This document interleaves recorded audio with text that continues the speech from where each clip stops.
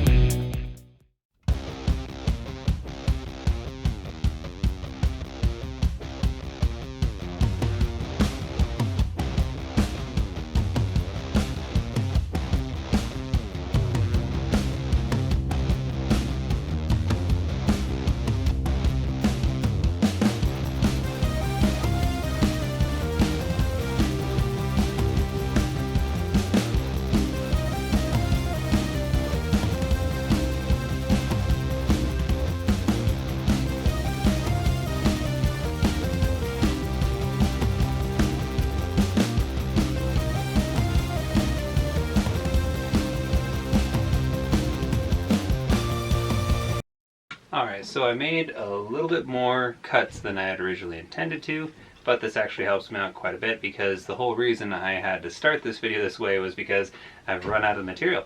I've actually been getting a couple of commission jobs, which is nice, but it exhausted my back supply for the similar sized boards, so I have a variety of oddball little ones and some longer ones, but they're wider or really skinny, so it doesn't necessarily help me when I'm trying to do something like the hexagons or a couple different other products that I offer.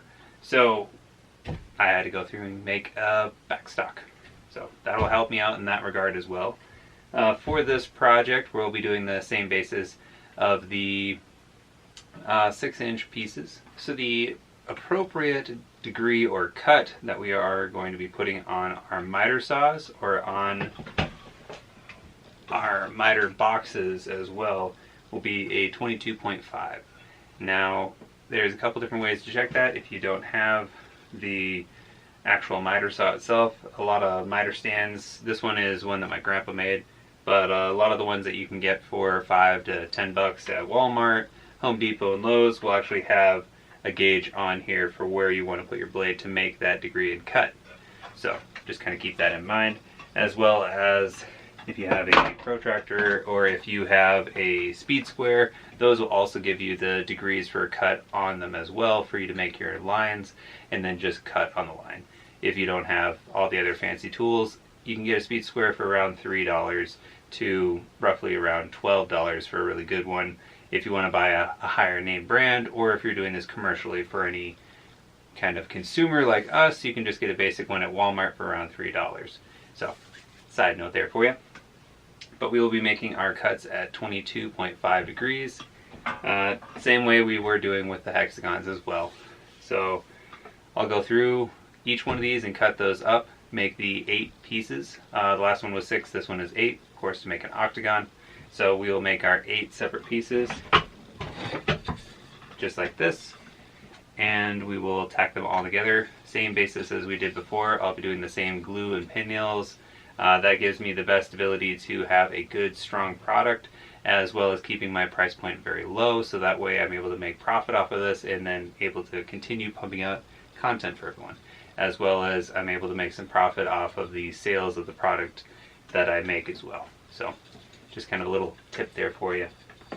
Still very strong and a very good joint to be worked with. I could use 100% glue and it would be just as strong. I do the pin nails, like I said in a prior video, to kind of act as my clamps and to help hold it and give a finished product immediately, so that way you can have the satisfaction of seeing what it looks like without having to try to glue it up. And with a lot of these shapes and such, if you were to try to throw a ratchet strap around it or try to clamp it a certain way, you could maybe do it with like a table vise or like a craftsman's table that has multiple pegs and then tighten it all at once, but it would end up being a long while for you to make up a jig to help hold an octagon, or certain hexagons you can maybe get away with, but octagons and anything greater, you would also have to have a lot more faces to help hold all equal pressure at the same time, or you can just use pin nails like I do.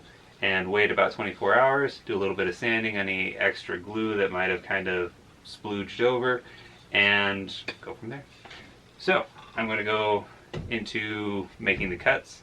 I might sand first and then make my cuts. I think that actually might save a little bit of time. So instead of sanding multiple pieces, each individual one doing all the same thing, I can just make broad strokes on each individual board. So I think we'll go to sanding first, then we'll hop over to cutting, and then finally assembly.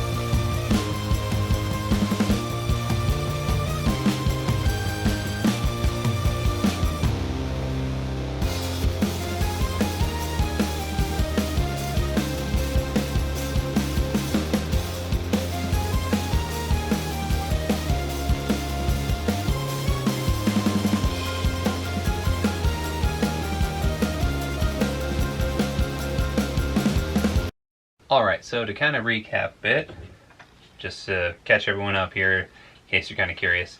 So for the material, if you didn't watch the prior video that I released for the hexagons, I did a similar basis. So the dimension on the smaller part of the wood is 7 inches.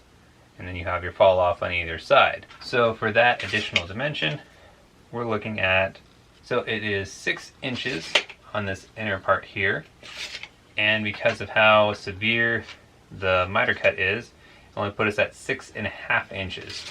So it's 1/4 of an inch drop on either side.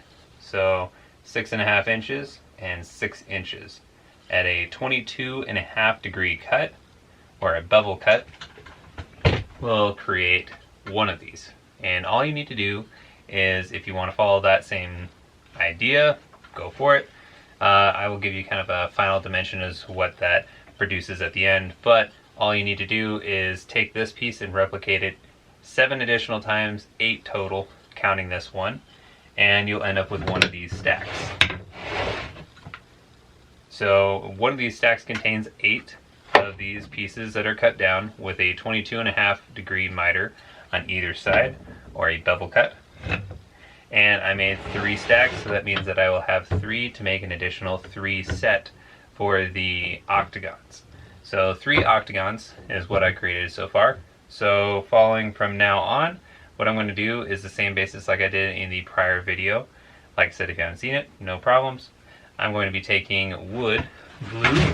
I'm using Type Bond 2, and glue up the edges of this. And I'm going through with 3/4 inch pin nails, and I'm pin nailing them in such a way that on the corner, when I pin nail downward, it goes in kind of angled on this side, and it goes in straight into this one, into the kind of meat and potatoes. And I'm doing 3 across this way, flip it around, do 3 across the other way. So that way they are kind of going down like this into the wood. So when you're getting the kind of cross-hatching downward into the material on there, you're getting a little bit better strength and structure to help hold it until the glue does its work.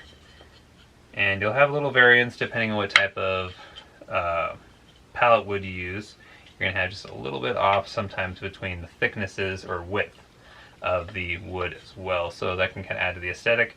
I try to go through and match up each one of the planks so that way they're all within reason of each other, so they're tolerable to where when you look at them by the eye, they look good. It's not super drastic.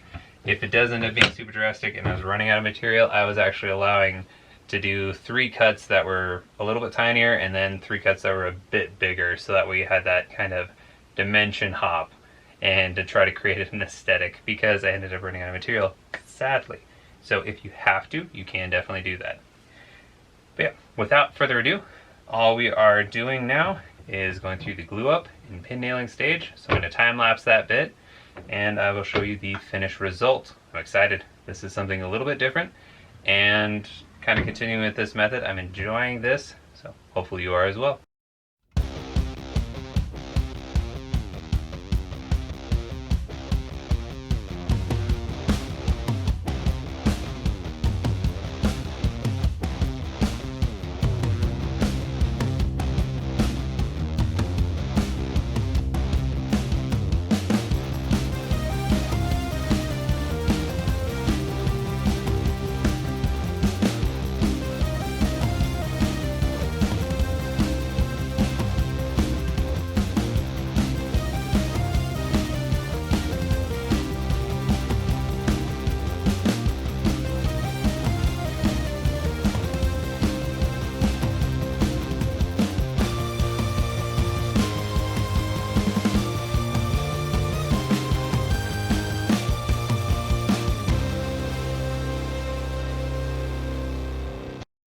Alrighty, so there you have it.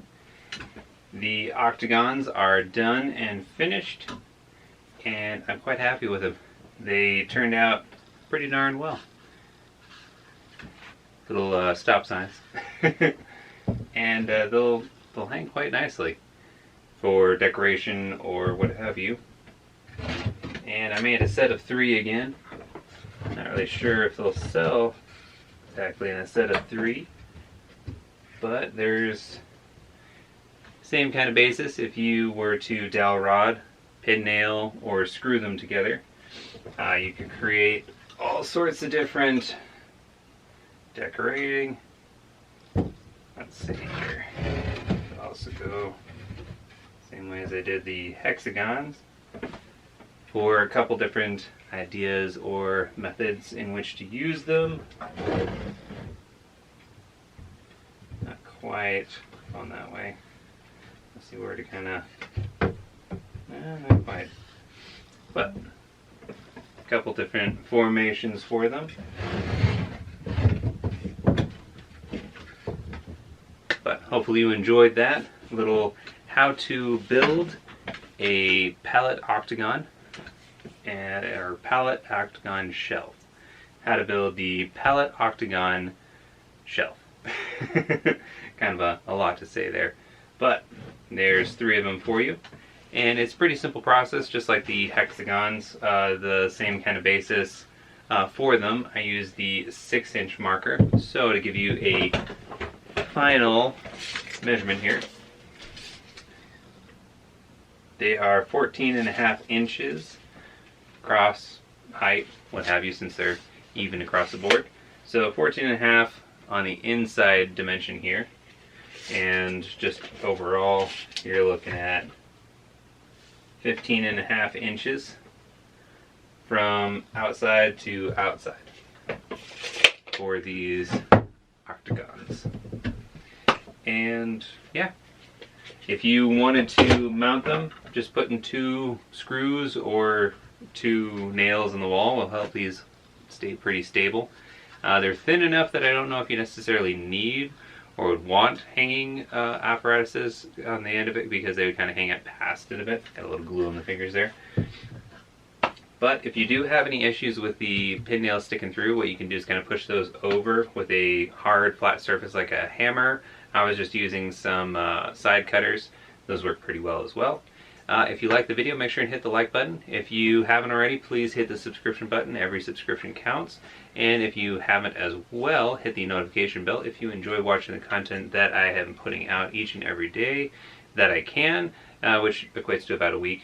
Be sure and hit that notification bell so you know that each time I come out with a new content. So thank you very much, and have yourself a wonderful evening. Thanks again.